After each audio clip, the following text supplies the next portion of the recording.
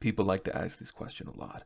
What would aliens think if they came to Earth after we've totally annihilated each other and they find, I don't know, a cookbook, a yo-yo, a handgun, a Bible, a message from a mother to a daughter, the newest season of Family Guy on whatever the fuck they be watching shit on then. Usually I hear this phrased as a joke, but no, genuinely. If we are not around to tell our story, what story gets told?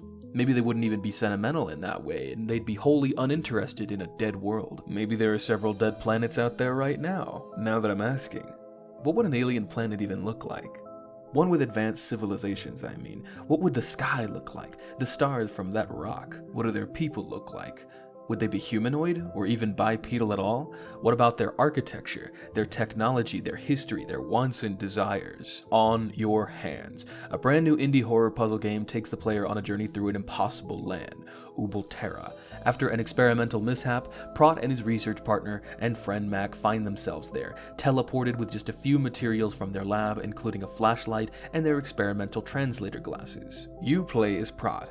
Both of your missions are just to make it home safely, and along the way you find out more about the world, the people that once inhabited it, and reflect on your own past mistakes. I'm sure you could tell just by looking, but the most striking thing about the game at a glance are the visuals. A polygonal art style that leaves a little room for interpretation, textures that seem completely unnatural yet fitting to this planet that feels alive. Not like it's bustling and busy, but the very planet beneath your feet is alive. Even the architecture has shifting walls that look like ground meat, but sound like concrete, door flaps that sound like a head of lettuce splitting in half. Because you're in a strange world surrounded by strange structures, you have no idea what to expect of the creatures that lurk in the darkness. Some are fleshy, spiky. It was pretty scary to me to meet any new living thing, even a friendly something.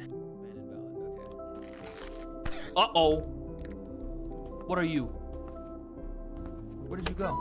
It took me a while to roll with it, a while to get used to just how alien everything is. Yeah, I be making puns and shit. Complementing the graphics is the soundtrack, written and created by Carlos Arroyo Pasos. Or if you're from Spain, Pathos. He goes by Gasparatus online. I love this soundtrack. It adds to the whimsy and wanderlust of these freaky environments.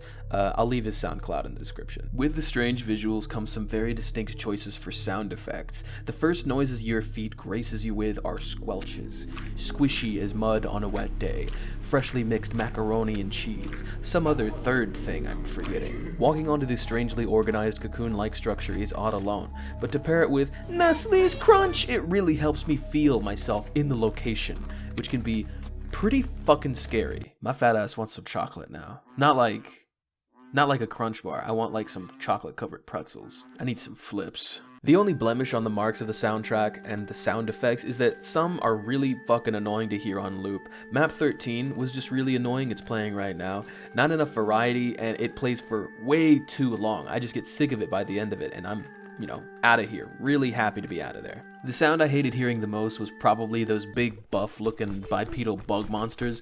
They're fucking ridiculous. They're cool, but the sound effect plays so much and so often that it's at best funny and at worst irritating. Look at me try to read this log entry that was right next to one. As it turns out, drastically underestimated. The hive seems to... I'm dead.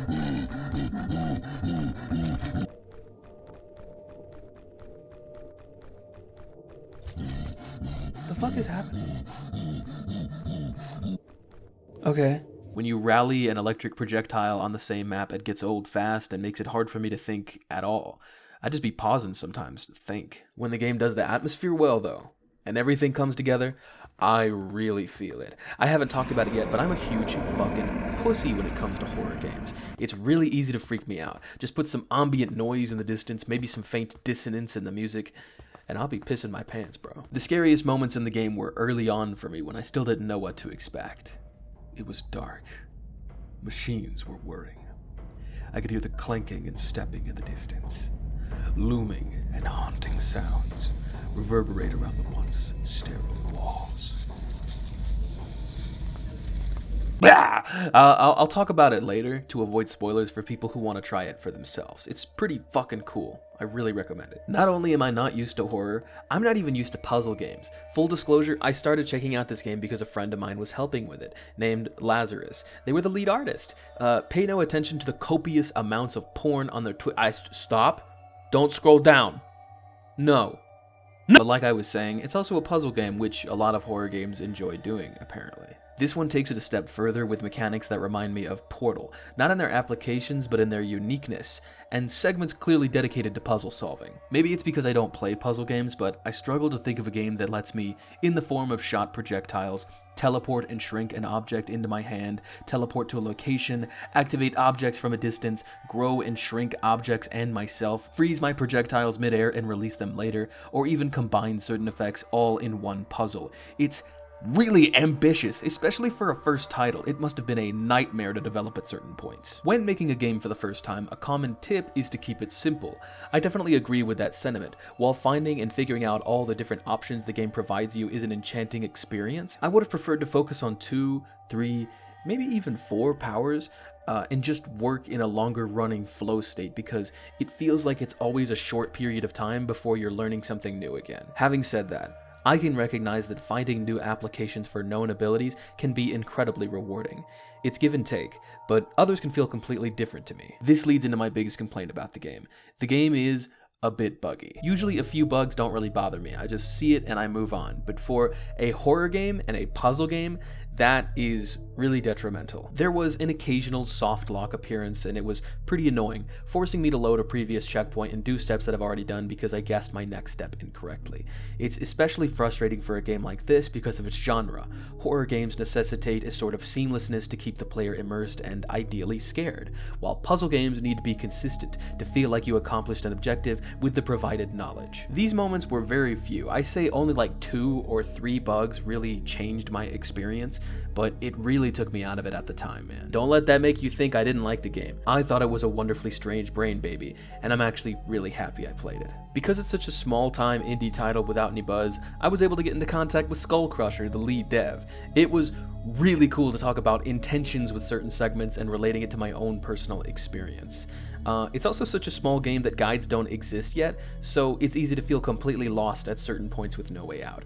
It helped me having someone who worked on it as a friend, so I can know when it's me brain or me game no worky. When the game is at its best, those moments of feeling lost result in what feel like all puzzle games strive for. The aha, that eureka moment of self-realized clarity, much like post-nut, if I could be so crude. When the game is at its worst, you could be wandering around, wondering if you're blundering or fumbling through directions. After our talk though, Skullcrusher mentioned that some of the topics we talked about were going to attempt to be patched, so look forward to that if this game has piqued your interest. Spoiler talk begins now, sweet. There's a demo available on Steam if you want to go try it out for yourself. I'm going to be talking about the entire game from this point forward, so get your ass out of here if you don't want to hear it, or just leave after a couple of levels once you've decided that you want to go first time this yourself. Let's get started. The first level obviously introduces the world and the basic mechanics of the game. First thing I notice is the aggressively squishy ground.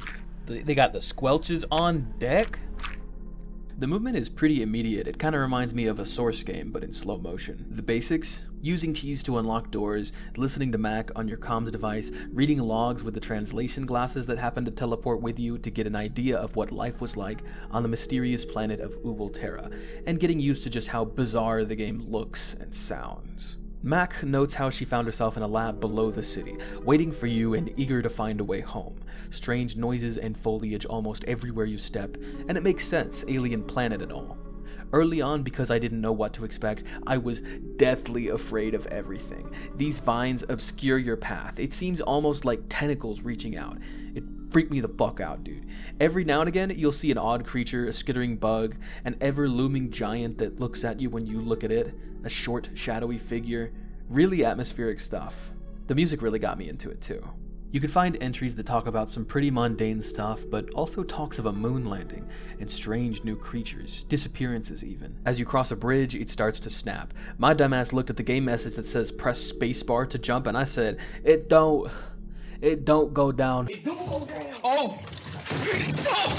And my dumbass died my first death. The bridge is presumably cut down by the thing in front of you that's now revealed to be a little thing? I don't know, a little guy, if you will? You find a purple orb where you jump, and it grants you the ability to teleport to an unoccupied space by shooting a projectile that hints at possibilities with a quick little puzzle and some, I guess you call it some light platforming. You're teleporting though, so it's not jumping, but you're on whatever. Progressing, you find yourself on a lake. The water is luminescent purple, and what look like giant eyeballs on the water follow your every movement. It seems that in the time between maps, you rolled the worst joint imaginable and have been asked to leave the planet. The plant life consists of giant stalks of what looks like flower buds at the very tips, all protruding from the water. The walkway you proceed on resembles giant dead bugs with sticky surfaces that prevent you from jumping. The moon landing phenomenon is also talked about a little bit more in an entry in a lab on the water. I'm unsure what exactly that means, but I'm going to assume that this planet has been invaded by aliens already. The lake didn't used to be this bright purple. Apparently these creatures on the water infected it and can speak and scream. Before you leave, you're introduced to yellow magic. You can shoot a switch with it to power it on. You use this to progress, but not before hearing a personal story from your research partner. A story of how you locked her in a closet as kids, how it stank in there, and how she was scared, especially when she saw a cockroach, which she was deathly afraid of. You find yourself at a strange structure. The outside surface resembles a motherboard with its patchwork pattern. It seems to be a red metallic substance with wild antennas that might be growing from there? I don't know. Lucky for Prot, Mac has blueprints that reference that place where she is. Curiously, you find a note about Prot.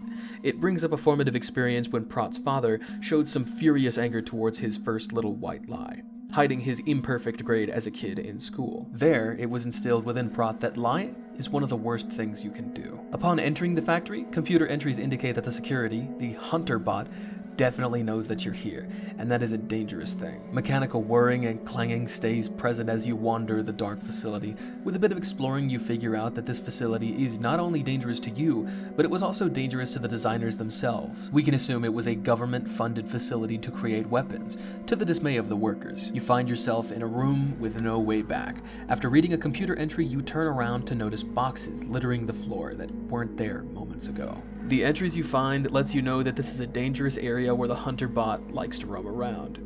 If something has moved on the main floor, then that would indicate that the Hunter bot is there. If everything stays the same from the last time that you looked at it, then the bot is in the recharge tunnel. To get out of the room and stop the threat of the bot, you need to repeatedly access two computers on the opposite side of the floor. Both the recharge tunnel and the main floor lead to both of these computers, so you have two ways to travel. You have to go back and forth 5 times. That's 5 potential times you could be ripped to shreds by the bot.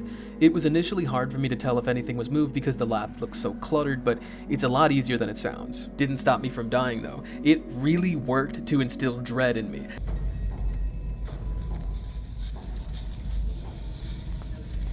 Oh nah. Oh nah, I'm so scared. Oh nah. No! I'm so fucking scared. I can't do this. I'm gonna wait. I'm gonna wait for my friends to get on. As you slowly walk through either the junk-filled floor or the narrow recharge tunnel, you have time to just think about whether or not you made the right choice. The fear of picking the wrong path really got to me, because it felt like I was walking towards a jump scare. Especially with all the noises and shit playing, bro. I felt like the bot was always right behind me at all times. I was about to piss myself. But this gave me a new appreciation for horror, like pushing through that and understanding that this dread is exciting, it's fun. I think from now on, I'm gonna be looking in the direction of horror just a little bit more than I was, and it's all thanks to this sequence. I don't know how it measures up to other horror experiences, but I thought this was really fucking cool. Further into the facility, a new way to use purple magic is shown off. You can shoot these little cubes to redirect where you'll teleport, and you can shoot surfaces that indicate you can rotate them to rotate them. Teleporting into a new room, you can see the machine, as the game puts it. At the time, it's unclear as to what it does. You find a battery that Mac requests you get, and you grab it. Another teleport puzzle later, and a stumpy, dumpy little creature falls from high up and runs towards the closed-off exit. Okay, how do I kill you, buddy? Can you die for me? Alright, hey buddy. Hey buddy. Hey! I'm gonna kill you. I'm gonna kill you. In the same dreamlike fashion as on the lake, Mac informs you that the place will explode in 20 minutes since you're not authorized personnel. See you on the other side, she concludes it with. It makes you wonder why she didn't say anything earlier, why she was so matter-of-fact about informing you instead of sounding more worried. The computers by the exit informs you that you are not allowed to leave until the body mass of 3 wanderers are present. The concept of magic wiping fields are introduced, fields that you can walk through to get rid of your currently held power. It's a lot like how Portal gets rid of your portals whenever you go to a new area, and how you can't shoot through it. After a few puzzles designed to test your patience in the face of a time limit, you gather the requisite wanderers either through killing them or leading them to safety. The factory explodes, but you don't see it as you carry on. As you wander around, you find the town Mac mentioned before. It's a wreck, and it smells. Impossible structures with crooked and seemingly nonsensical pipelines, a red sky, and structures that look alive in some way. The walls wave, they move, but the surfaces never lose their shape. You plug in the battery by the statue of the Rainbringer, some giant worm thing. You do this to power the door where Mac is, but it's something that only opens when the town is fully operational. One battery only charges the town to 25%. Using the teleportation magic, you can search through homes. In one of them, we can find that the world is heavily divided at the time of a log's recording. Some people are designated as Xerakthin, and others are known as the followers of the Rainbringer. It's worth noting that several worm-like creatures were found dead and scattered throughout these homes, and some in the facility too. I'm pretty sure at this point that this is what the people looked like. With the power that you provide to the city, you can move some trees in the way and head for the Church of the Rainbringer. It's not like Mac knows where to go, it's just the only place she can think to suggest. At the exact time that you get to the cathedral, what I assume is the Rainbringer just happened to be flying around it. I saw that and I was like, yeah, I get why they worship that thing. That's a big ass worm. If I saw that damn thing, I'd be questioning my place in the cosmos. A bit of puzzle solving and Max starts to ruminate on religion. What would the church setting it all?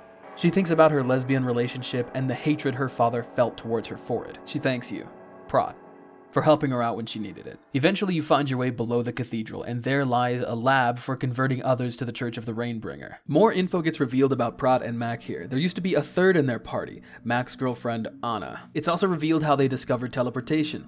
Somehow, one of the many magical teleportation orbs found in Ubulterra just appears on Earth.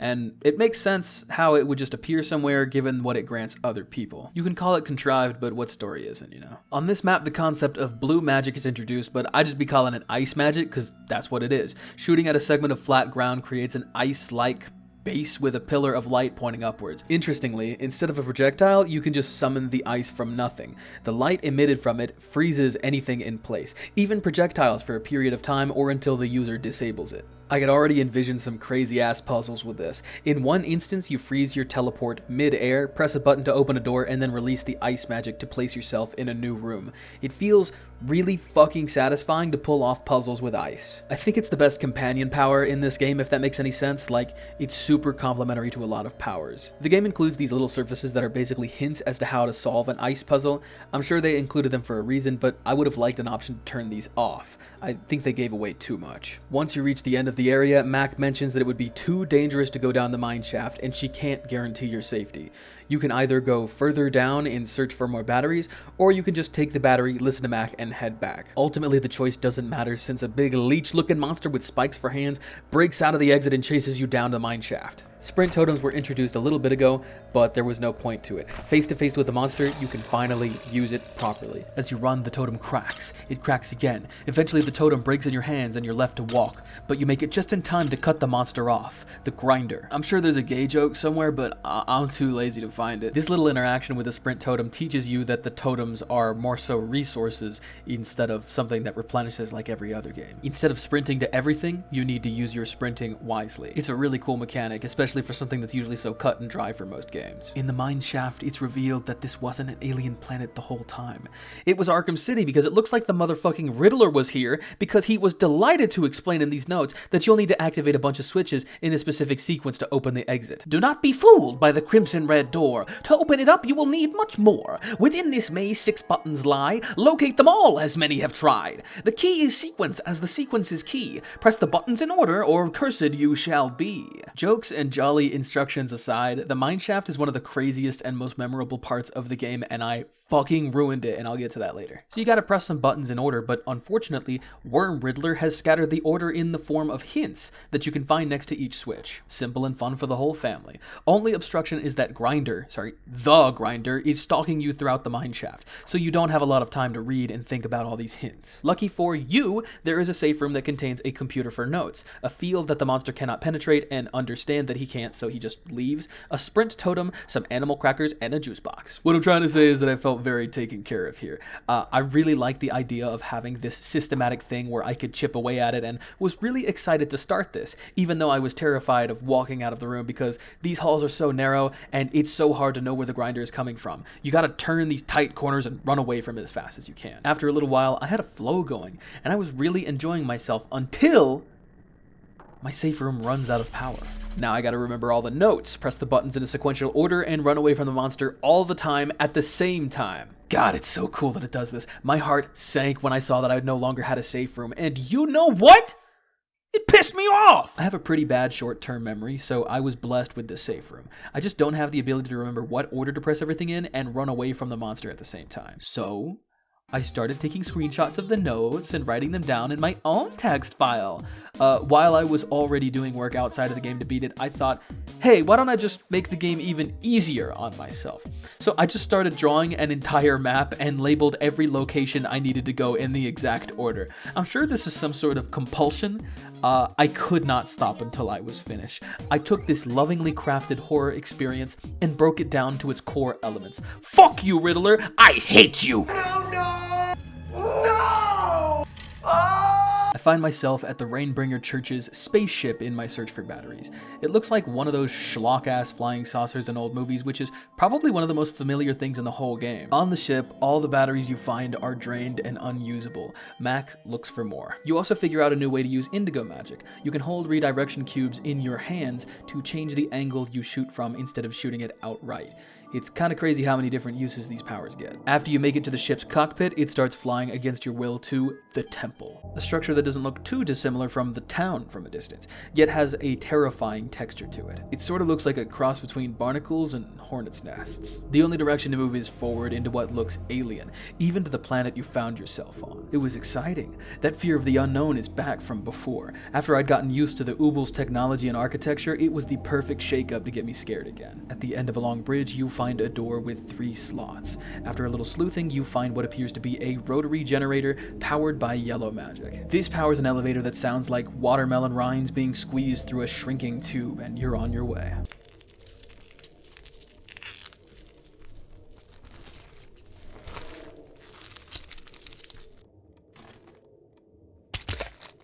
At the top, it's really dark, which is bad, because your flashlight refuses to turn on. The first thing you see is a new magic. Red magic. It says you can grow and shrink shit with it. After shooting at nothing for a minute or so, I shoot this little object in the middle of the room because what the fuck else am I gonna do? It's some sort of light source. You grow it and grow it and grow it until it touches something attached to the ceiling to reveal a collection of these spider-like creatures that scurry away once you notice they're here. Shrinking it down, you find that you're able to pick it up and use it as a lantern. It gives everything this bright red hue. Ahead lies a gigantic key on the ground, and hey, you know what to do with that. Shrink that shit, homie. It happened to be next to a strange mechanism you need to insert 4 keys into. You got one. In one direction from that location, there's a platform segment followed by a red magic puzzle. The other, another red magic puzzle, and the platforming segment felt really scary at first, but once you get over the violent grunts that this dude lets out when he pulls on platforms, is pretty easy. Jesus Christ.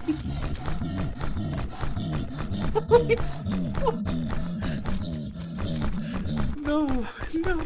These are Galanarma. The narrator calls them Galanama, but, you know, fuck him. They can apparently rip you to shreds, as seen by the note and the worm guy in 3 pieces on the ground with it. You stumble across another entry for Prot, and it's pretty obvious that these are in Prot's head at this point. In a fatal error made by Prot, Anna gets shocked and instantly dies while tightening screws under his supervision. Granted, it was Anna's request to help out, but the safety equipment he provided wasn't enough to ensure her safety. Mac is unfortunately still asleep at home. Prot calls an ambulance and feels immense guilt for what he has done. He thinks back to a time Anna got hurt and Mac blamed herself. How would she react to this? Prot tries to spare Mac the guilt by telling her it was this stray wire that they'd both known about for a while, but was Prot's responsibility ultimately. They just hadn't got around to finding a proper spot for it. He rushes to Mac's bed to wake her up because there was no answer at the phone, and tells her the lie he thought up. He breaks his own code on always telling the truth. You ever see those memes that are like, born too soon to explore space and too late to explore Earth, but just in time to pay 99 cents for a ringtone? There's a slight tinge of sadness to it. Like, yeah, it's fucking hilarious, but in a nihilistic way. Maybe that's the wrong word. It's just accepting that what almost all of us will be able to accomplish in our lives will never amount to the intense satisfaction and pride you'll receive from being the world's first or greatest anything. Even after all this, the fact that you're here means Prot continues his experiments and search for glory. How much more was he willing to give up? You find the keys, insert it into the thingy, and find a weird rune slab. You make your way back to the door and insert it into one of the 3 slots. The next area you find, straight into a puzzle. The tools are limited so you'll eventually get it, but it was pretty obtuse. You have yellow and red magic, and a redirection cube with a little slope next to it. Your path is blocked by some webbing in front of the cube, and it's clear that you need to make the cube larger and shoot through the webbing in it.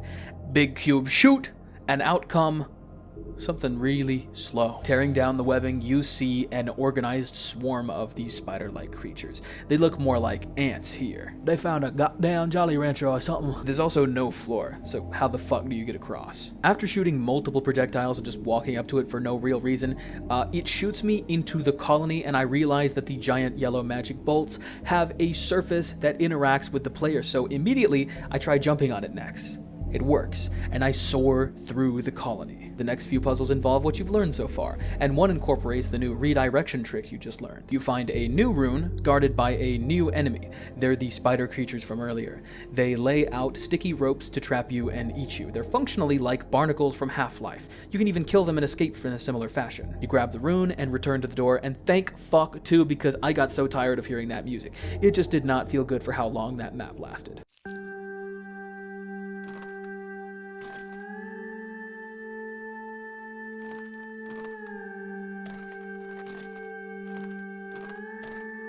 Don't get me wrong, it was cool at first, but it overstayed its welcome in my opinion. The newest section of the temple you explore consists of a more standard Ubulterran design. This was a lab obviously built by them to study the temple. Mac advises against continuing, but circling back to the wind tunnel like she suggests bears no fruit.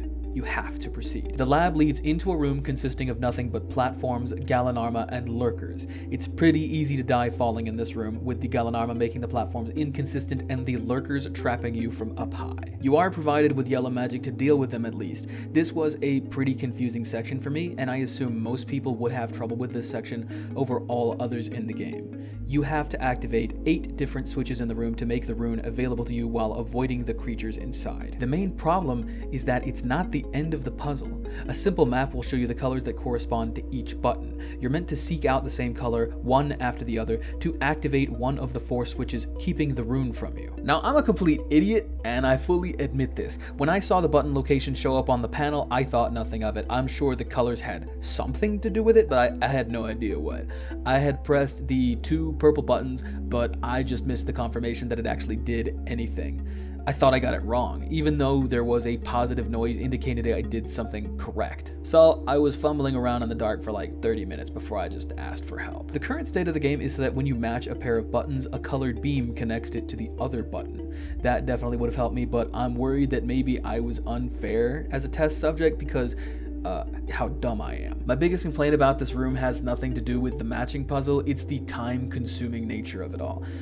I'd have no problem trialing and erroring my way through the solution eventually, but there are so many lurkers on the ceiling. Most of my time in the room was spent shooting down and looking at lurkers on the ceiling. I understand the need for a tense situation, but it was fucking annoying. Even after learning the solution, it took me another 15-20 minutes to actually complete it. It was really tedious to me personally. You might be saying skill issue, and yeah, you're probably right. There was just a number of times where I would get caught by a lurker that I just missed.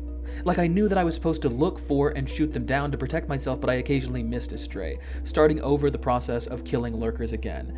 And yeah, I'm also just bad at platforming. You grab the rune and a way out makes itself known. You make your way to the door, put the rune in like you've done before, say the magic words, "Oh no," and The fucking ground crumbles beneath your feet. Falling into the darkness, you see that ant-like pattern from before, but you fall into the very center of it, breaking through the ground. In front of you, a giant creature with red veins is writhing, and it tries to kill you from where it stands, but it can't even move. The monster tries to disintegrate and impale you, while you solve puzzles that turn off switches that seem to be powering this thing. The switch reveals that the giant monster was actually just a lurker.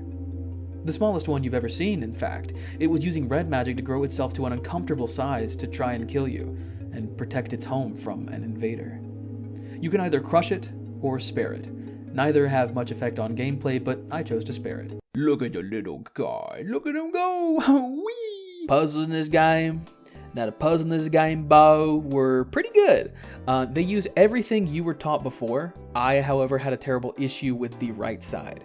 It's fairly straightforward, but I had an insane amount of difficulty recognizing that a button I could stand on lowers the blue field, allowing me to grab a cube and leave it on the other button. The added danger of constantly needing to move just distracted me, and I was stuck there for an incredibly long time. This feels like user error, honestly, but I was provided several tools at that point. I was in the puzzle, and seeing the selection of magics available to me made me think that I needed to use it when all I needed to do was follow a wire and look at the effect. I was paralyzed by choice and thinking way too hard about it. I talked about it with the dev Skull Crusher, and he considered doing something about it. I did soft lock myself using available tools, and nobody really wants their game to do that. After you spare or crush the lurker, a battery happened to be right behind where it was thrashing. You grab it, make your way back to the ship, use the red magic you now have access to boost yourself up to the main computer, and set a course for the main town. When you arrive, you plug in the batteries, and Max suggests that you check out the Graveyard next, just because it's the only place to explore next. Now, the Graveyard is such a cool place. I had a great time here. It's so... No, oh my god, it's the Darkest Dungeon reference! The subtle yet pleasantly spooky music, the plants or maybe monoliths emerging from the ground that resemble bleeding outstretched claws, the weird creatures that resemble both frogs, like me, and snails with their strange shape, giant something, I don't know what to call it, a grave tender with one arm that is sprouted from the ground. He's chilling. I don't know.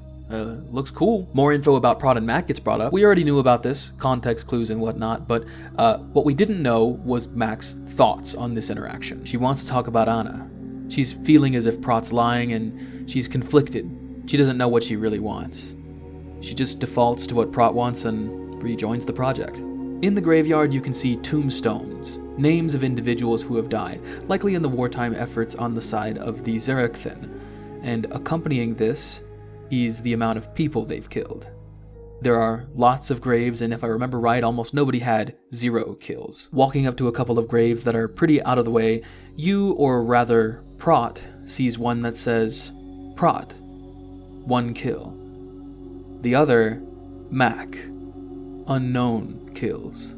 Walking around the map, Mac grows worried for Prot's mental state. An activatable switch is next to a yellow magic orb out in the open, and if you try to shoot it, like you obviously will, you shoot right through it.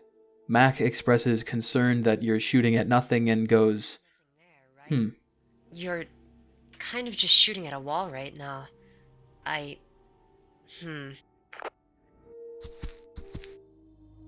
About a minute later, she calls back and lets you know that the air contains a concerning amount of dimethyltryptamine. DMT for my good boys and girls out there. This lets you know that not everything you see can be trusted. A few puzzles later, and a new magic makes itself known. Green. Green creates a shield in your hand, and you can leave the shield up in the air until you generate a new one. If you shoot through the shield with an ability, it colors the shield the same as the magic used. Combining 2 different magics creates a new effect. The first use you discover for it is yellow and purple, which is energy and teleport. Shooting purple through yellow or vice versa at an activatable switch teleports you to what the switch activates. Pretty disorienting at first, but you get used to it. Around the Graveyard, you also find a new enemy type. These are stationary and constantly fire in either one direction or are able to lock onto you and fire. They're called sentries. Go figure. They shoot magic bolts just like you do, so you can use them to power on switches or give your shield an ability. You find a train and you're like, fuck, dude. I fucking love trains! On the train, you find an entry on the computer there about spooky happenings as of late. It's a motherfucking ghost train, baby. Here, the gimmick is after hearing a weird breathing noise, you have to protect yourself from a ghost trying to inhabit your body. After being touched by a ghost, you have a time limit before you die. I don't know if that's rude, funny, or gross, or maybe all three. I'm just gonna keep that in. The first time you die to a ghost, the game seems as if it's glitching, cutting off the narrator and reboots. But instead of the main menu accompanying the menu theme, you see an empty room. Moments later, a humanoid-looking figure thrusts forward with a knife, and after a quick puzzle that takes place under this weird cyst guy that reminds me of that thing in Adventure Time that throws up a lot, the train stops at a station by the ocean. Getting out to walk around, one of those frog slug pillars slurps you up and shoots you into the sea, but it's not just the sea. A number of those eyes from the water earlier on appears in the fog above a cruise ship. Hey! This place got mini golf, it's got a mountain of ominous eyeballs, it's got shoot the targets, anything you could ever want. This stand sells fire, but I'm saving my appetite. You take an elevator to see what other cool shit they got, but it breaks down and crashes to the bottom level. Oh no! I wanted to try the seafood buffet! Prot assuredly thinks to himself. At the bottom level, a small room in what looks like a storage facility is tucked away in darkness. An entry you find alludes to a creature powering a machine. Inside the room I mentioned, there's a puzzle with what looks like a bright red spotlight overhead. The puzzle uses a lot of what you've learned before, but I accidentally glitched through it on my first playthrough, sorry. I tried it again, and it was pretty good. You press big red button like DD, and the eyes, kind of like the ones you saw before, track your movements, except instead of the usual ones, they're clearly mechanical in some way. Since that's powered, the rest of the ship must be powered, so you make your way to the elevator. Curiously, the spotlight you saw before is gone. You find out moments later when you hear a loud, hurried clanging, barreling towards you. It's like a tractor covered in muscle. Pretty freaky looking. You press the elevator buttons as quickly as you can and shudder at the thought of the mechanical beast finding its way to you. Going up, you find the cafeteria, but it looks like the endless lobster wasn't so endless after all. I'm stopping the bit now, I swear. The monster's clanging and banging as you try to leave the elevator, and a chunk of it falls down. You gotta power it on again so you look around. Behind the counter for staff is a hallway with two of those mechanical eyes, this time with indicators acknowledging that they're looking at you. It's weird. One puzzle later, and you end up at a door. Behind you, a wanderer falls from the ceiling. The eyes track it for a couple of seconds before the ceiling itself grabs it and strings it up. So the whole fucking place is dangerous. You're just barely onto the next floor and can climb out and onto it. An entry, one that talks about the monster. If you escape into the water, it'll follow you. That's what it says anyway. A new shield mechanic appears. Indigo and ice magic creates a return point for when you teleport an object to your hand. Using this, you can whip a cube back onto a button and enter a door to progress. There's also a segment where you just run through a bunch of eyes, lines of sight with a sprint totem and a shield. Pretty fun. You press the next button, it opens a large door, but immediately the monster was just stalking you to chase you down. The only place to run left is onto the life raft, and you remember what the note said. The monster continues running overhead and into the water. You row as best you can to safety. This next segment was really fun, honestly, or I had a good time with it. A huge wave crashes your raft. Seems you're not buoyant enough to float on the water on this planet as you sink to the very bottom. And as you do, it seems that the Ubul's weren't either, because there is a little lab research station right where you land. You walk into it before you drowned, and now there's an oxygen system. Checking in on one of these little stations replenishes it for you, and you can check your O2 meter on your hand. Encountering the monster hurries your breathing and drains it faster. You step out and find the next move, but the water is murky and tough to see. Now, I think this puzzle does a great job of telling players what to do, without giving everything away immediately, I mean. Following this bright white wire on the ground will take you to one of a few places. A tube, clearly meant for teleporting because of the several splotches of purple on it, or one of the three puzzles, each with their own tanker. Solving the first puzzle brings out the monster, where it tries to chase you down and find you while it launches these little tiny minions at you. The eyeballs can track your movements for it, and getting into the line of sight of one will summon the monster. And these little tooth traps can only be dispelled by shooting it, or requires you to wriggle out of it, and there's no other option. There are some places that you can hide, and the safe room actually stays a safe room this time. It's funny though, because I actually needed this one a lot less than the one that the Riddler set up for me. The muffled clanging is really cool. If you hear it, you know it's nearby and it's probably chasing you.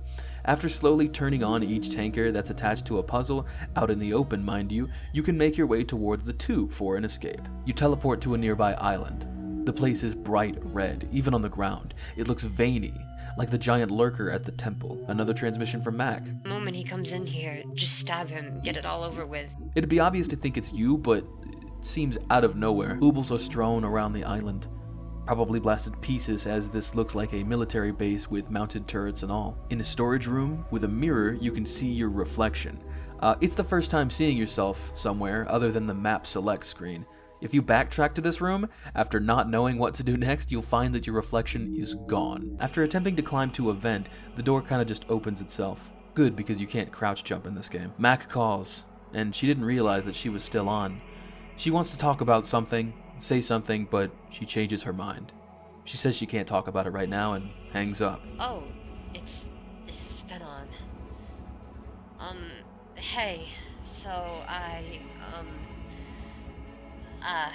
sorry, I don't think I can talk about this right now.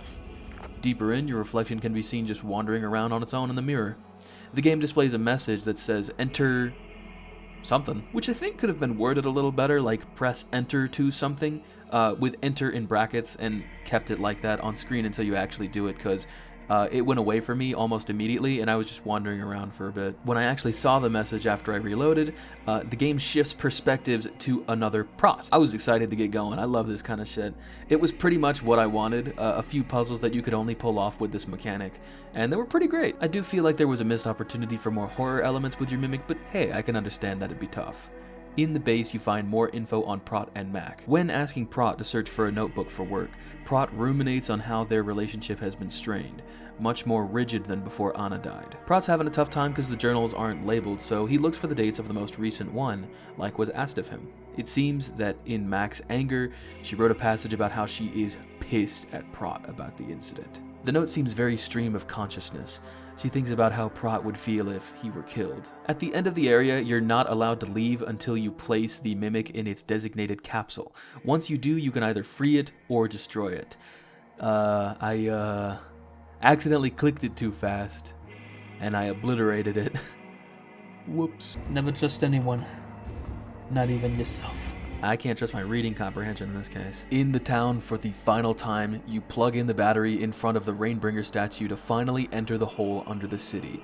In it is a mall. If it wasn't clear enough from the cruise ship, this planet is meant to be shockingly similar to our own in customs, their likes, their dislikes, their values. Kinda made me wonder if it's just Prot going insane, like none of this is actually happening. It's probably not the case, but I could see it going there. These puzzles have elements of every puzzle you've ever done before. It's refreshing to actually not get a new mechanic. The game is kind of cluttered with them as it is. It's just go, go, go, puzzle after puzzle, uninterrupted. It was great. Stepping into the main mall floor after solving a puzzle causes phantoms to appear. Either Prot is seeing things or these are actual lingering spirits. Either could be true since there are literal ghosts on a train in this game. My bet is on Prot's imagination though, because after each puzzle, you see tanks that preserve certain creatures that you've met in the game. Some of them are one-of-a-kind monsters, and if you read the description, it's stuff that only Prot would think. The Wanderers were victims. The Grinders and the Ubuls were enemies. The Sentries and the Mechanical Beast, strangers. The Lurkers and the Galanarmas, friends. Finally, Prot and Mac. Unknown. More notes are found. Mac begins to notice how cautious Prot is becoming, even asking Matt to do tests instead of Prot. Before, Prot was the one that was gung-ho about taking on all the danger. Mac gets fed up and just does it. Prot pulls the lever and what follows is a bright flash of light. This is what took place moments before the game. It is the last thing that your character remembers after stepping on Ubulterra in level 1. Finally, below them all, a maze of red light and rock walls. A running totem is provided to you here. In a voice that I could only describe as ethereal, English can be heard.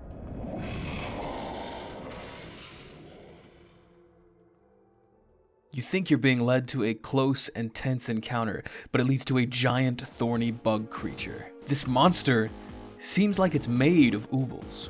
It shoots a barrage of yellow magic at you, and your defense against it is the barracks present and the turrets provided. The turrets also use yellow magic, but they stun it for a bit. The first puzzle you gotta do here is reminiscent of the puzzle in the factory, as a debug routine is required. The only obstacle is that ghosts are trying to inhabit your body, so you need to stay alert to fend them off. After that, up a slope, you find a giant turret and use it to blast the monster. It drains the turret of power, and you can no longer use it. On the other side of the cave, a room of platforms with Ubulterrans are below.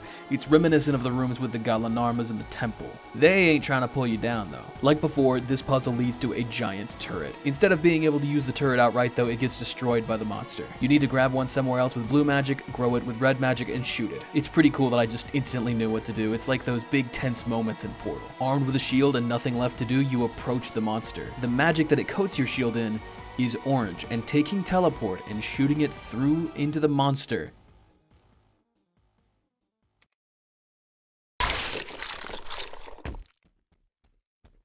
you teleport inside of it, and it explodes from the inside out. Passing the pieces of once living things, Prot finds himself with a choice. The voice in his head lets him know that he can either try to trust Mac or deal with the problem ahead of time. Let's say you don't trust her. Going down that path, you have orange magic in front of a tube. Picking up that magic, it says you have one shot to end it all, implying that you'd kill Mac before even seeing her. You take the shot, circle back around to the room, and you find her already dead, covered in blue. That's Ubulterran blood. And then, like a wet fart at a funeral, the magic you shot through the tube just now comes through and splats on the floor. A recording waits for you in the same room. Max sustained a fatal injury while trying to protect herself from an Ubul entering the room. She'd gotten the teleporter to work, but it was a one-use portal. She elected to save it for you.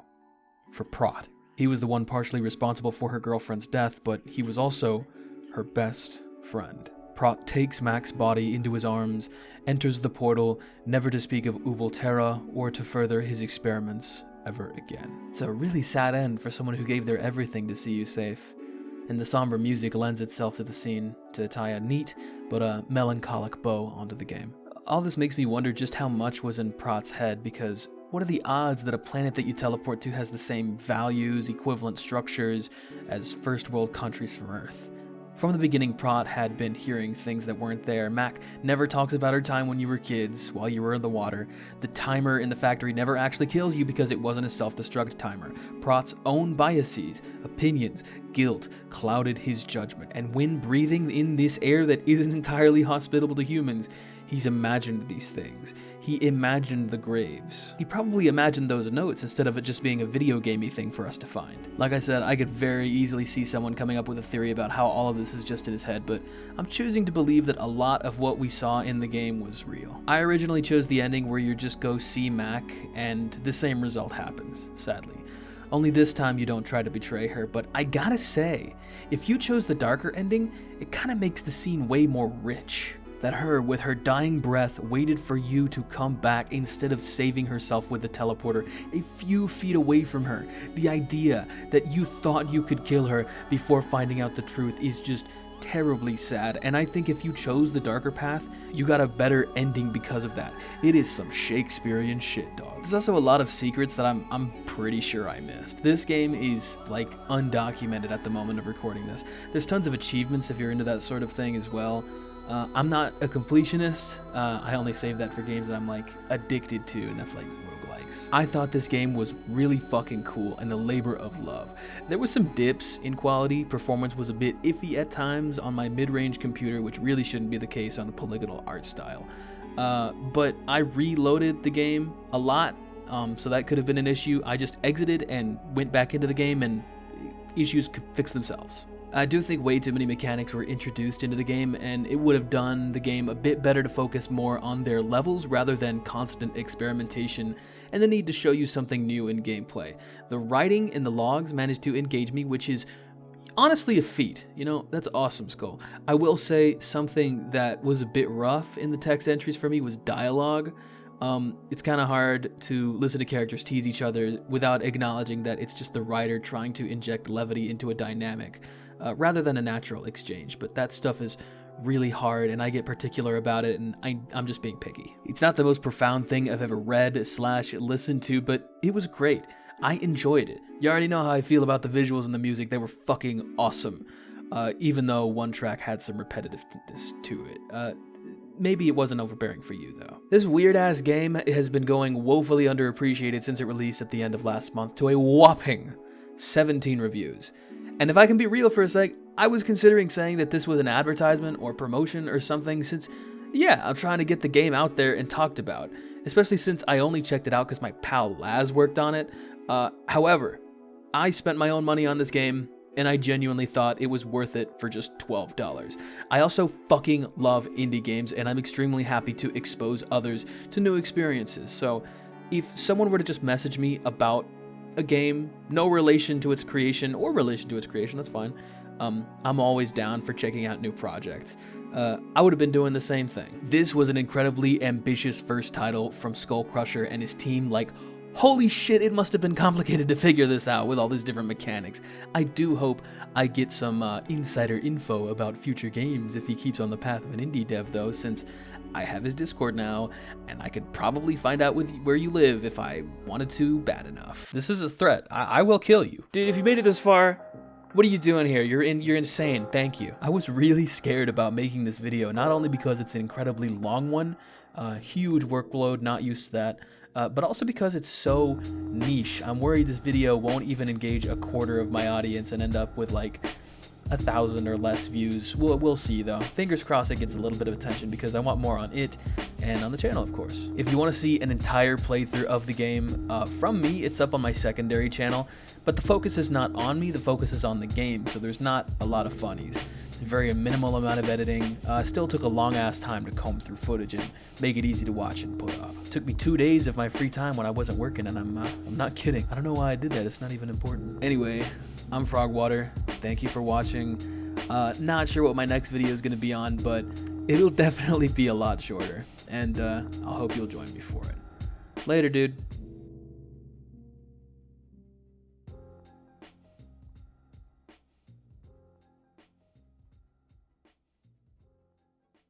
There's no telling what could happen if you go in there.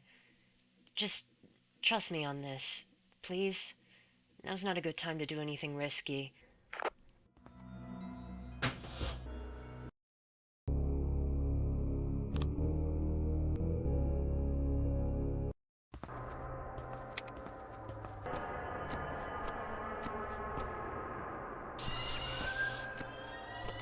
What the fuck is with the time travel bullshit, Prot? Come on, do it right, dumbass.